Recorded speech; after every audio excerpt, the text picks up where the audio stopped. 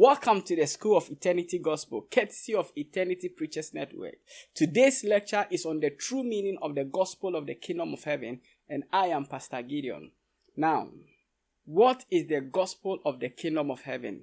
The first thing you need to know about this is that the gospel of the kingdom of heaven is the good news message that was announced by the Lord Jesus Christ in parables, stories, and revelations, and through the apostles that he appointed.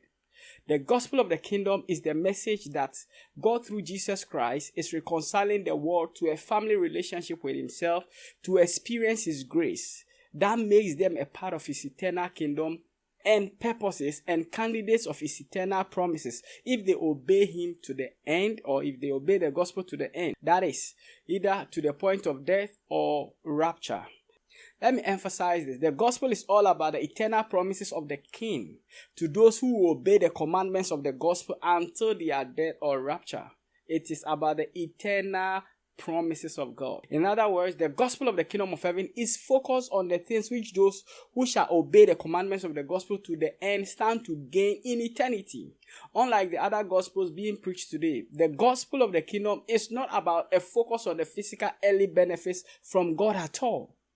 It goes beyond your earthly living now. It goes beyond it. 1 Peter chapter 1 verse 3 to 4 says, "Blessed be God and the Father of our Lord Jesus Christ, which according to his abundant mercy has begotten us again unto a lively hope by the resurrection of Jesus Christ from the dead." And look at the verse 4. "To an inheritance incorruptible and undefiled, and that faded not away, reserved in heaven for you."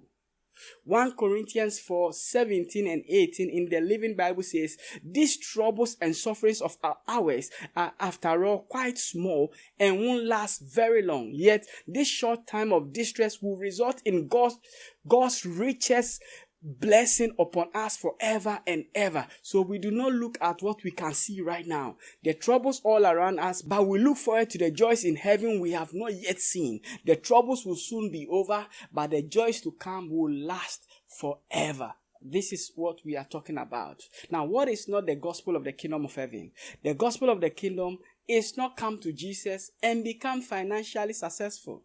It is not believe in Jesus and become famous. All these are misrepresentations of the true gospel of the kingdom of heaven. Listen, it is not about come to Jesus and be known all over the world. You will preach in stadiums and you will do mighty things. It is not even come to Jesus and put an end to all your troubles. These are not the emphasis of the gospel of the kingdom of heaven at all. Now let's take a quick look at some few Bible verses. I want you to pay attention to them. 1 Corinthians 15 verse 19 says, "If in this life only we have hope in Christ, we are of all men most miserable." What does this suggest to you? It means the bulk and the best of what we have in Christ and what the gospel gives to us is not to be experienced in this life. If you think the gospel is what you get here on earth, you are of all men most miserable. Do you get it? This also means that the preacher and the Christian whose only focus or who pay attention only to what they are going to get on earth and what they benefit from earth, and all they do in the meetings is what you get on earth, are preaching a miserable message, and that is going to produce miserable lives. So whenever you want to preach the gospel, apostle, prophet, evangelist, pastor, teacher, remember that the message has to be about pointing to the hope of glory waiting for those who have believed in Jesus and obey him in heaven. This is how to know when the true gospel has been preached. It is about eternity. Colossians 3:1-4 says, "If ye then be risen with Christ, seek those things which are above, where Christ is seated on the right hand of God. Set your affection on things above, not on things on the earth. For you are dead, and your life is hid with Christ in God." And he says, "When Christ, who is our life, shall appear, then shall we appear with him in glory." Listen, after salvation, the next thing is to be focused on eternity. You have to be focused on the purpose of God for your life. This is the focus and drive of the gospel of the Lord Jesus Christ. It is not as many people are making it seem today, where the gospel has become a tool to become rich, a tool to live a lavish lifestyle, where people have not thought about heaven, everything has become earthly focused and earth centered. That is not it. Ask yourself this question as a minister. After salvation, how have you lived your life so far? Is it to fulfill God's purpose? Is it to fulfill the demand of heaven on your life? Or are you just doing something to please yourself? Are you just doing something to make yourself comfortable? That is not it. It is time to set up. And it is the duty of the minister of the gospel to make the people of God have this understanding as well. Don't let the people who sit under you lose this message.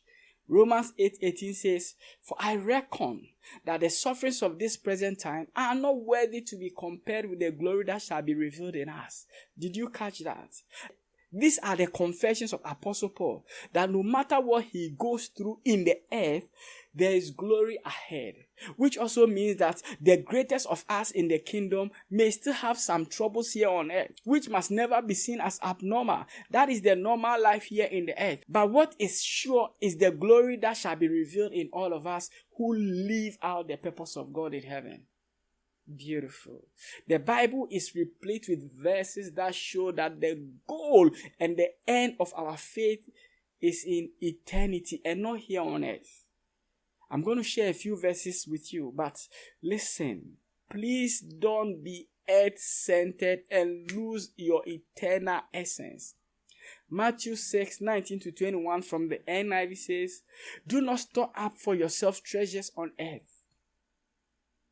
It says, "Where moth and rust destroy, and where thieves break in and steal. But store up for yourself treasures in heaven, where moth and rust do not destroy, and where thieves do not break in and steal. For where your treasure is, there your heart will be also."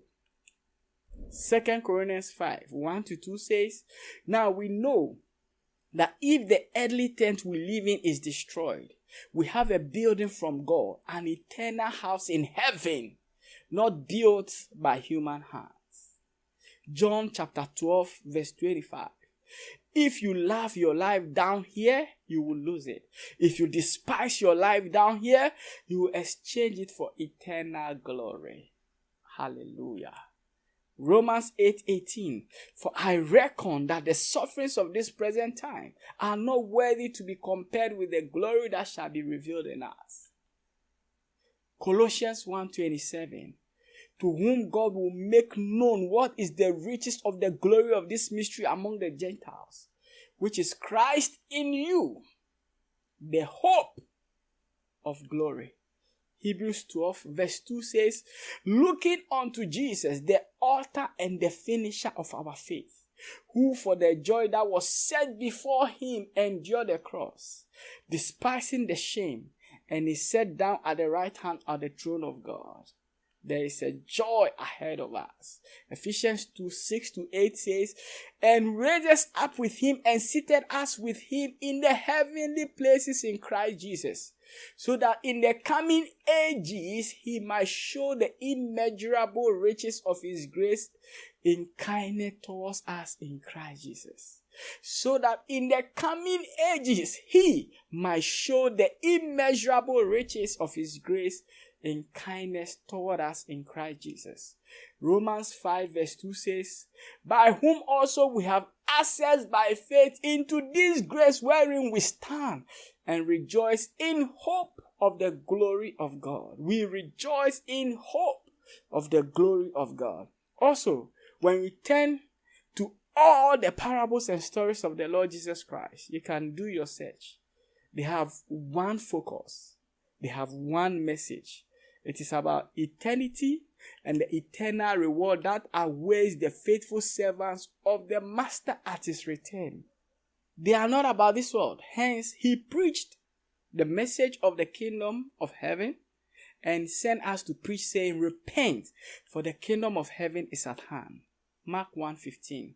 This means turn your minds away from your old ways of thinking and doing things, which is about the cares of this world, and focus your mind on fulfilling the things you need to do on earth in order to benefit from the blessings and rewards God has prepared for you in eternity.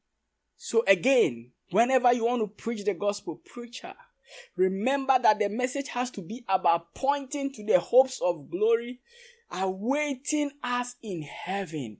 This is how to know when the gospel has been preached. It is never complete when you talk about Jesus Christ, believing in Jesus Christ, and then you end it on earthly things. It must end with the hopes awaiting us in heaven.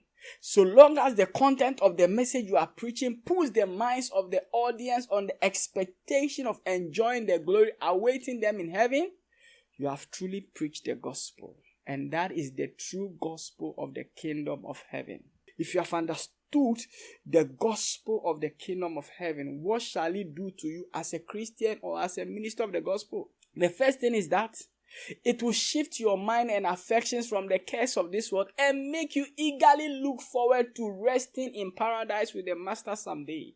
And this consciousness will help you daily avoid unholy lifestyles and ways of living that can disqualify one from entering into heaven, or that is capable of making one become small or one of the least in heaven, instead of ending up as one of the wealthy people in heaven. 1 Corinthians 9:27, Apostle Paul said, "But I keep under my body and bring it into subjection, lest that by any means when I have preached to others, I myself should be a castaway." So family, as we close today's lesson, we will close with some words from the Lord Jesus in Matthew 6:25 and 34. It says, "Therefore I say unto you, take no thought for your life, what ye shall eat or what ye shall drink, nor yet for your body what you shall put on. Is not the life more than meat, and the body more than raiment? Behold the fowls of the air, for they sow not, neither do they reap, nor gather into barns, yet your heavenly Father feedeth them. Are you not much better than they? Which of you by taking thought can add 1 cubit unto his stature? And why take you thought for raiment? Consider the lilies of the field, how they grow. They toil not, neither do they spin. And yet I say unto you that even Solomon in all his glory was not arrayed like one of these. Wherefore, if God so clothe the grass of the field, which today is and tomorrow is cast into the oven, shall he not much more clothe you, O ye of little faith? Therefore take no thought, saying, what shall we eat, or what shall we drink? Wherewithal shall we be clothed? For after all these things do the Gentiles seek.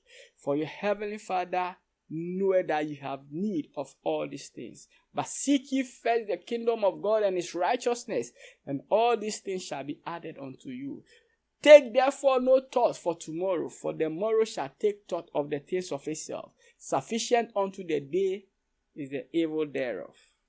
Thank you. God bless you. I am Pastor Gideon, and I'll see you in the next lecture.